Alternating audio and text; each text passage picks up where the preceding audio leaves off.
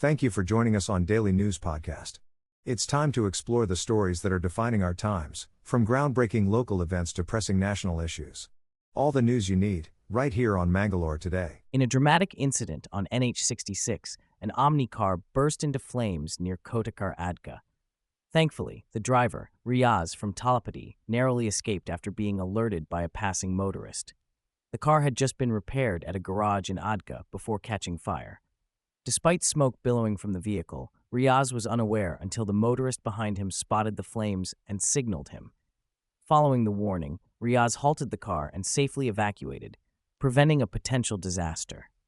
Authorities are investigating the cause of the fire, as Riaz counts his blessings for escaping unharmed. In a scam that has shocked the city, a 46-year-old man from Surathkal alleged that he was conned out of his 13.72 lakh by fraudsters operating through a WhatsApp group called B53 Wealth Academy. Claiming to offer stock market tips and investment advice, the fraudsters led the victim to invest in an online trading platform under false promises of high returns. The victim transferred large sums of money on multiple occasions, as per the scammer's instructions, only to realize later that he had fallen victim to a fraudulent scheme. A police case has been registered, and investigations are underway to apprehend the culprits behind this elaborate financial fraud. Residents are urged to exercise caution and verify the authenticity of investment opportunities before parting with their hard-earned money. In response to the nationwide call for a general strike by central trade unions, workers in Mangaluru came out in protest against the union government's decision to repeal existing labor laws and introduce the new labor codes.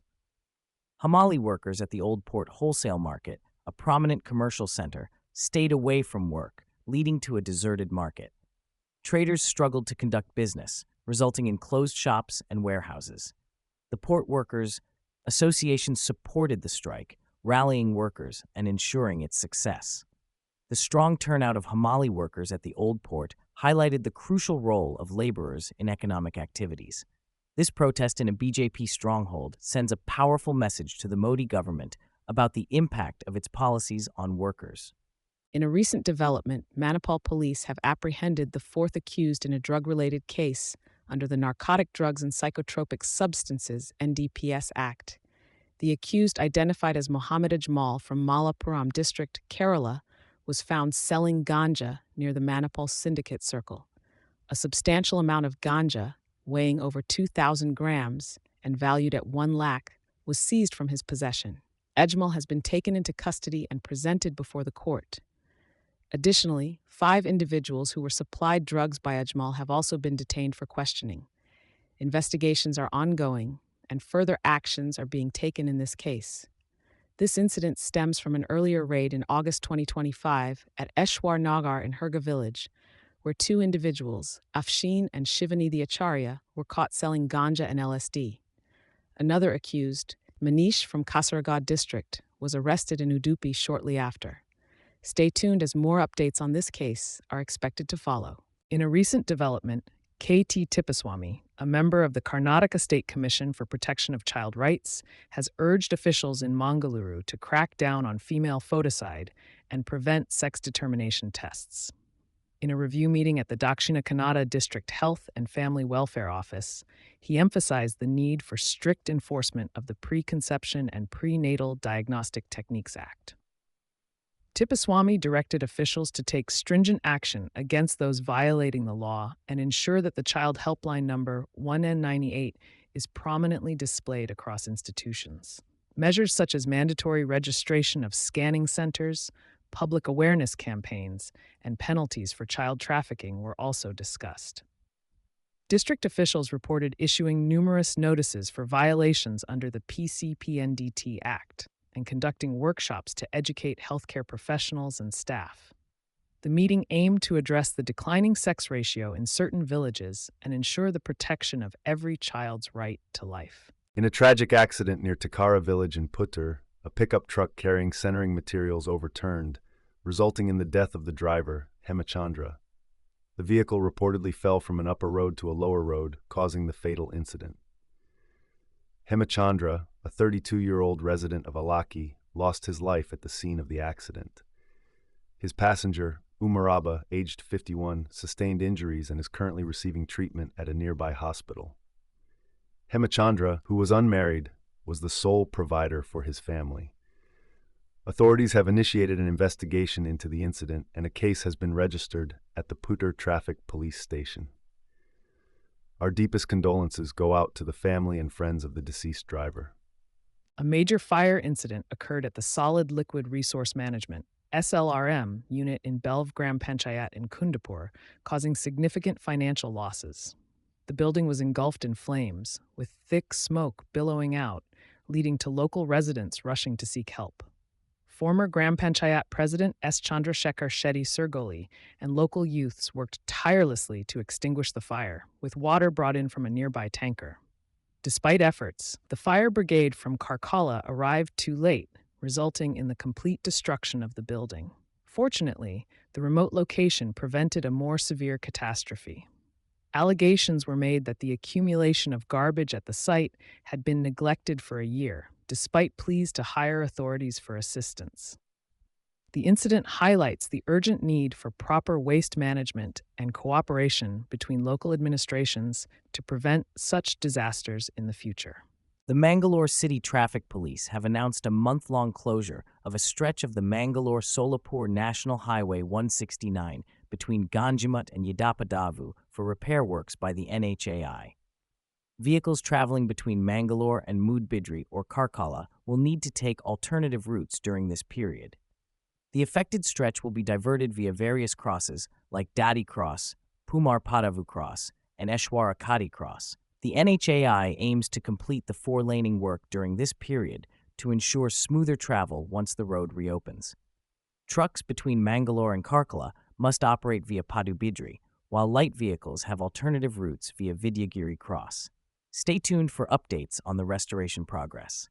In a significant move to strengthen India's defense capabilities, the Defense Acquisition Council has approved the procurement of 114 Rafale fighter jets for the Indian Air Force and 6 P-8I maritime patrol aircraft for the Indian Navy.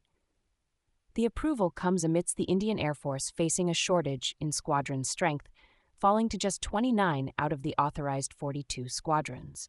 The Rs. 3.25 lakh crore proposal now awaits final approval from the Cabinet Committee on Security.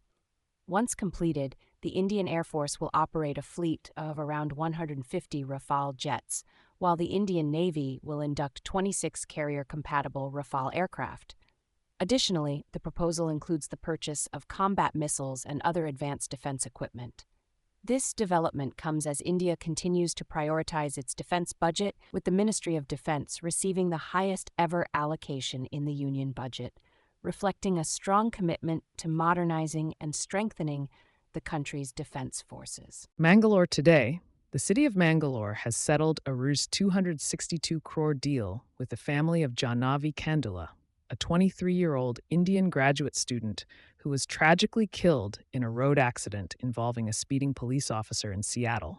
The officer, Kevin Dave, was driving at an alarming speed of 119 km/h in a 40 km/h zone when he hit Jahnavi while responding to an emergency call. The city attorney expressed deep sorrow over the incident, emphasizing the value of Jahnavi's life to her family, friends, and the community. Jahnavi, pursuing a master's degree at Northeastern University, became a symbol of injustice, leading to protests and international scrutiny. The officer's insensitivity, captured on camera, added fuel to the outrage, resulting in disciplinary actions against him and his colleague, who made derogatory remarks about Jahnavi. While the settlement aims to provide closure to Jahnavi's family, it also highlights the importance of accountability and justice in such cases. In a recent development, the Supreme Court has declined to entertain the anticipatory bail plea of Karnataka BJP MLA Bharathi Basavaraj in connection with the Biklu Shiva murder case. The Chief Justice of India, Surya Kant, and Justice Joy Mallya Bagchi have suggested that the legislators should instead file a plea for regular bail and face the trial with courage, as he is a public servant. The court pointed out that the call records indicate a connection between Basavaraj and the prime accused in the case, despite his claims of not knowing him. Basavaraj is among the accused in the murder of rowdy sheeter Shiva Prakash, also known as Biklu Shiva, who was killed in a land dispute-related incident in July 2025. Meanwhile, the Karnataka CID has intensified its efforts to locate Basavaraj after his anticipatory bail plea was rejected by the Karnataka High Court. Amrithapura. An email threat was received warning of a possible blast at the Amrithapura airport upon the arrival of a Gulf Air flight from Bahrain. The threat, received on Wednesday night, targeted the Manama Amrithapura Gulf Air flight GF274. The email, sent by an unidentified sender claiming to represent the Tamil Liberation Organization, TLO, alleged that extremists on board the flight were planning an explosion upon landing. The airport authorities activated the Bomb Threat Assessment Committee, BTAC, and declared the threat as non-specific following assessment. The CISF has increased surveillance in and around the airport with intensified security checks and a thorough scan of check-in and arrival areas. An investigation is underway to trace the origin of the threat and identify the sender. Stay tuned to Mangalore today for further updates on this developing story. In a sweeping crackdown on suspected corruption, Lokpal officials conducted raids across multiple districts in Karnataka. In Shivamogga, properties linked to Assistant Executive Engineer Arjun R.H. were searched by the Lokpal teams. Farmhouses owned by him in Talali village near Anandapura were inspected as well. In Dharwad, premises tied to surveyor Somalingappa Siddhanagodar were raided. In Davanagere, Lokpal officials searched the office and residence of the Bescom AEE. The coordinated raids were part of an investigation into alleged disproportionate assets. The operations have sent shockwaves through official circles. Trade unions in Mangaluru have called for a nationwide strike to protest against the 4 labor codes and demand the reinstatement of MG Anrejiga. While public transport is expected to run smoothly, industrial production in areas like Bidadi, Kumbalgodujini, and more might be disrupted as workers are likely to participate in the strike. Government-owned enterprises like BSNL and LIC employees are set to join the protest. The Joint Committee of Trade Unions will hold a demonstration at Town Hall, with demands including the repeal of labor codes and a rollback of various amendments. This strike may not directly impact daily life, but could affect industrial and IT sectors. Unions stress the importance of workers and demand the withdrawal of anti-people laws in Karnataka. We're grateful for your time and attention on today's news podcast. For a deeper dive into today's topics, our website mangaloretoday.com has you covered. And if you haven't yet, subscribing to our channel is the best way to stay updated. Thank you, and see you next time.